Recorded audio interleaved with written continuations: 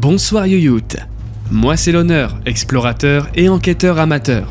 Cela fait 7 ans maintenant que je sillonne la France en quête d'aventure dans des endroits peu recommandables. Autant vous dire que des histoires à raconter, j'en ai quelques-unes.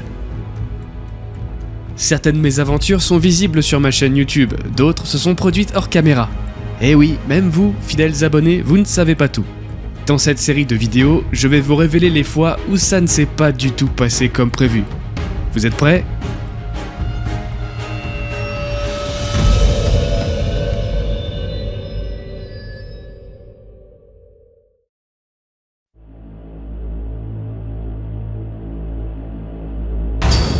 Laissez-moi vous raconter la fois où la visite d'un lieu abandonné s'est très mal passée. Alors cette anecdote, je l'ai jamais racontée sur YouTube, ni même en live, et à très peu de personnes dans ma vie de tous les jours, par peur de représailles. Là je me dis que maintenant, ça fait quelques années, il y a prescription, et puis merde, à un moment donné, faut que j'assume aussi le fait de raconter tout ce qui m'est arrivé de pire dans cette merveilleuse activité qu'est l'exploration urbaine. Alors ça se passe encore une fois dans mes débuts dans le domaine de l'urbex, et je suis un petit peu tout le temps aux aguets et j'essaie tout le temps de repérer des endroits abandonnés quand je pars au travail, quand je vais chez des amis.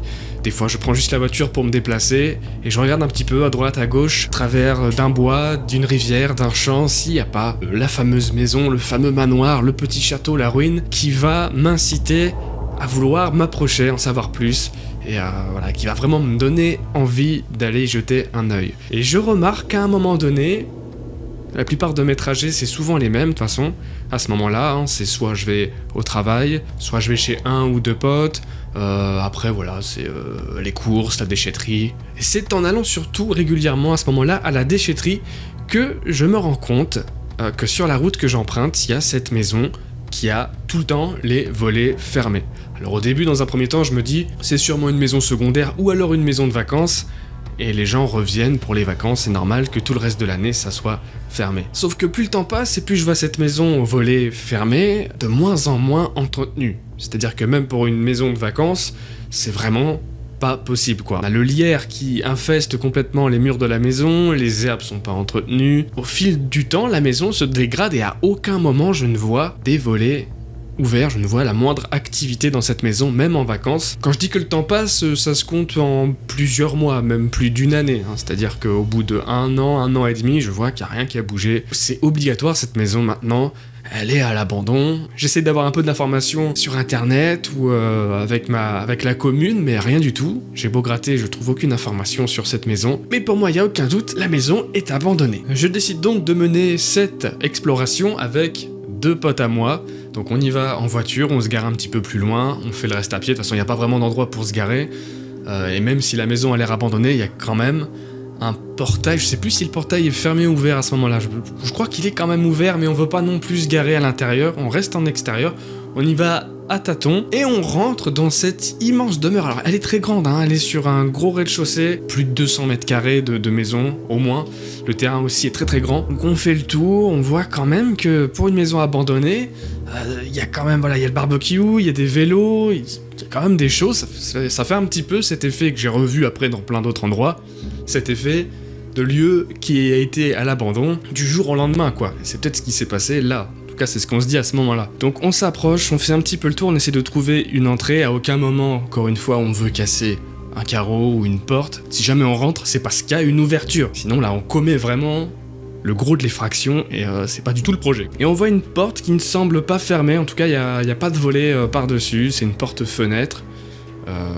Qui est au sous-sol, où on s'avance et on décide tranquillement de tenter une ouverture. Alors avant, faut savoir qu'on essaye vraiment d'être sûr qu'on est tout seul, c'est-à-dire qu'on tape à la porte, on hurle, est-ce qu'il y a quelqu'un, chose que vous avez l'habitude de me voir faire pratiquement sur chaque exploration, à chaque fois j'annonce ma venue, est-ce qu'il y a quelqu'un, est-ce qu'on dérange, on frappe au carreau, même un petit peu fort à un moment donné pour vraiment être sûr de notre coup, zéro réponse. Il est quoi ? Il est minuit, 1h du matin. C'est pour ça qu'on frappe un petit peu fort pour être vraiment sûr de nous.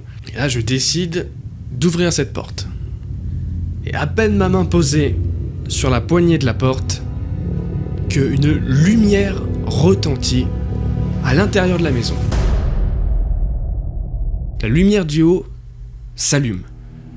Et on entend un hurlement, mais vraiment à faire grincer toutes les dents du monde. Une sorte de wow, un truc qui te glace le sang, quoi. Un hurlement. Et on l'entend descendre en furie, tout en gueulant. À ce moment-là, on n'a même pas envie d'essayer de discuter de quoi que ce soit. Là, on a un réflexe instinctif, c'est de se barrer. Si le mec était descendu tranquillement, voilà, on se serait expliqué, désolé, on savait pas que c'était occupé, pardon, voilà, c'est déjà arrivé, bon, voilà. Mais là, ce hurlement, il nous a poussés tous à la fuite. Alors je dis tous parce qu'on est deux à ce moment-là, il y a le troisième poteau qui est resté dans la voiture car il sentait pas trop le coup. Donc là, on se met à courir, mais à fond la caisse, parce qu'on sent très très bien que le gars, bah, il veut en découdre avec nous complètement. Et il a raison, on est sur sa propriété, on a mal joué notre truc. Encore une fois, c'est mes débuts, c'est une bêtise, il aurait peut-être plus fallu la jouer en journée, essayer de sonner plusieurs fois.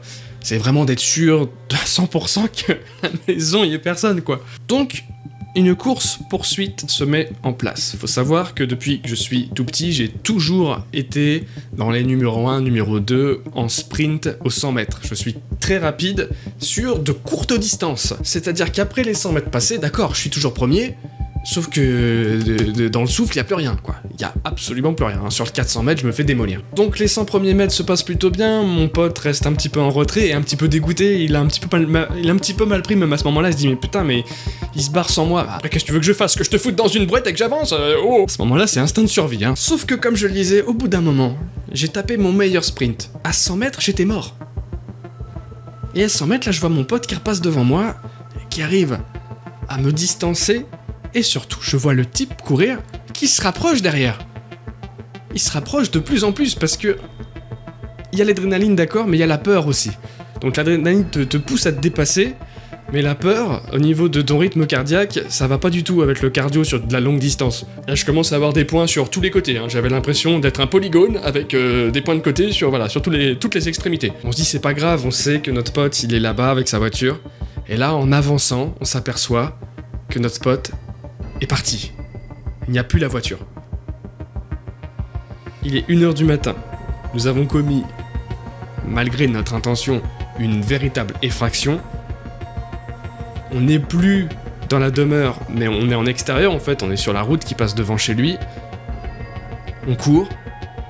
J'ai pas pris le temps à ce moment-là de regarder derrière, je sais pas, s'il avait un fusil, même sa tête, je sais pas à quoi elle ressemble, je connais pas trop ses intentions, j'entends juste, derrière nous, courir. Et j'ai encore son cri aujourd'hui en tête, c'est un truc à faire des cauchemars quoi après, pendant un petit moment. Et à un moment donné, en fait, on voit une sorte de petit bois, de petit bosquet, et là, ça devient Fortnite, quoi, le truc. Tu te caches dans les buissons pour éviter les balles, hein, c'est ce que j'ai fait. Hein. J'ai sauté dans le bosquet, dans le bois, c'est un petit bois, il y avait quoi? Il y avait une cinquantaine d'arbres, quoi, pas plus, un tout petit bois. Et du coup, on s'est caché là-dedans. Moi, clairement, de toute façon, je ne pouvais plus respirer, je pouvais plus avancer. Sur la longueur, il allait me rattraper. Donc là, à ce moment-là, on se retrouve caché dans un bois, dans l'obscurité la plus totale, t'imagines bien qu'on n'avait pas de lumière sur nous, là, le but c'est de se cacher. On n'entend plus le gars, on ne le voit absolument pas, et on se dit qu'il peut arriver sur nous à n'importe quel moment. Peut-être que lui aussi il est rentré dans le bois, nous a toujours dans le collimateur, et du coup, discrètement, on aurait peut-être pu établir un plan pour passer derrière nous et nous la mettre à l'envers, quoi. C'est un petit peu l'état d'esprit du moment, c'est waouh, ok on le voit pas, et justement c'est encore plus flippant de pas savoir où est-ce qu'il est. On essaie de contacter notre autre pote, quand même, pour lui dire oh t'es où? Mec, viens tout de suite ici, on a vraiment besoin de toi, j'espère que t'es pas rentré chez toi, connard! Et heureusement du coup notre troisième pote est arrivé avec la voiture juste devant, on a pu se foutre dans la voiture, on n'a plus revu le gars, on n'a plus entendu, peut-être qu'il a tout simplement fait demi-tour nous voyant rentrer dans le bois et s'est dit bon...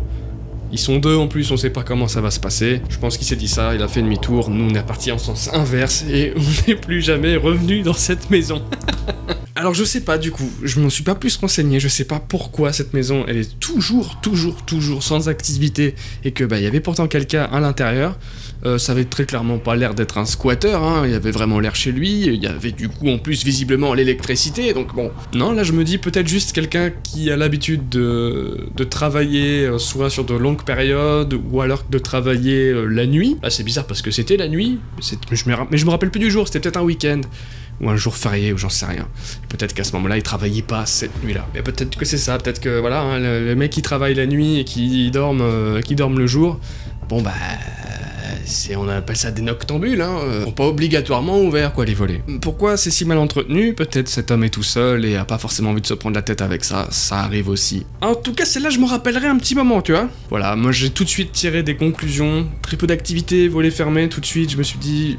ça a abandonné. Ça m'a appris quelque chose, hein. Faut vraiment être sûr de où on met les pieds. Être sûr que c'est à l'abandon et pas juste fier à une observation, à une intuition quelconque. Encore une fois, c'était mes débuts, c'était mes erreurs, c'est avec ça que je me suis forgé. Ça, je l'ai jamais raconté parce que même là, en racontant cette histoire, peut-être que la personne dit « Ah, c'était vous, bande d'enfoirés !» Bon, au moins, s'il voit cette vidéo, j'espère qu'il comprend que c'était pas parce qu'on lui voulait du mal, qu'on voulait le cambrioler, voilà, ça n'a absolument rien à voir. Du coup, si vous voyez cette vidéo, monsieur, mea culpa, hein, et vous avez un sacré cardio. Je tenterai pas les Jeux Olympiques contre vous, quoi. Enfin, pas maintenant. Peut-être vendredi. Eh non, pas vendredi, j'ai patin en slip. Le planning est chargé! J'ai lu vos premiers commentaires sur les 2 premiers épisodes et j'en étais ravi, vraiment.